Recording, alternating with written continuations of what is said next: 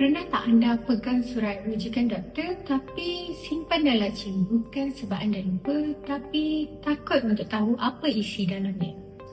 Atau setiap kali lalu depan klinik, langkah jadi perlahan, jantung berdegup laju dan tanpa sedar kita memilih untuk berbalik. Kalau perasaan itu pernah singgah pada diri anda, percayalah anda tidak berseorangan. Selamat datang ke Berani Melangkah. Saya Ainul. Dan saya Hakimah.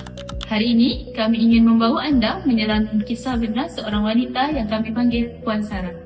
Seorang wanita berkerjaya, seorang ibu dan seperti ramai wanita lain dan pernah hidup dalam satu ketakutan yang senyap.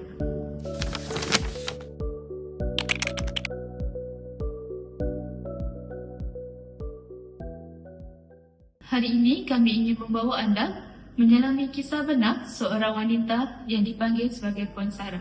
Seorang wanita berkerjaya, seorang ibu dan seorang wanita seperti kita. Dan dia pernah hidup dan lalu sebuah ketakutan yang senyap. Selama 3 tahun, Puan Sarah menangguhkan saringan kesihatan seperti mamogram, pap smear dan berkaitan. Bukan sebab dia tak tahu kepentingannya, dia tahu, tapi ketakutan itu lebih besar. Dalam fikirannya, ada satu ayat yang sering berulang. Kalau aku tak tahu, bermakna aku sihat. Dia cuba sibukkan diri dia dengan kerja rumah, kerja, anak-anak dan rutin harian dia. Dan setiap kali iklan kesihatan muncul di TV, dia akan tukar siaran. Bukan kerana tak peduli, tetapi kerana terlalu takut. Sehinggakanlah satu malam ni, seorang kawan baiknya disahkan mengidap kanser tahap 3.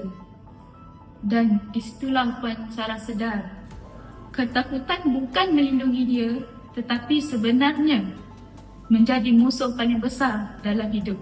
Hari Puan Sarah melangkah ke klinik, tangannya menggigil. Peluk sejuk, nafas terasa pendek. Dalam bagnya dia simpan sekeping gambar anak-anak.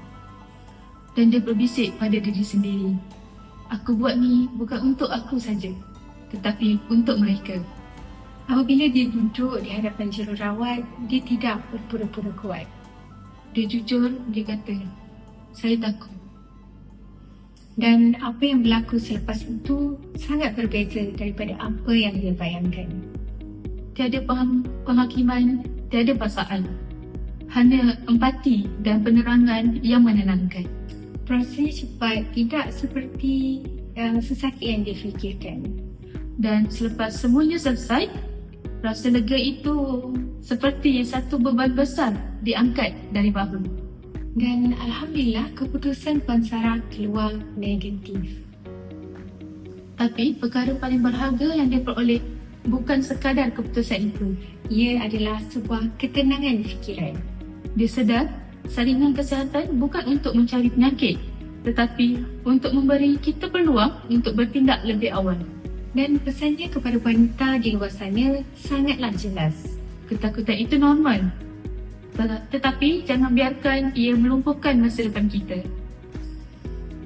Tarik nafas, ajak kawan baik. Dan beranilah melangkah.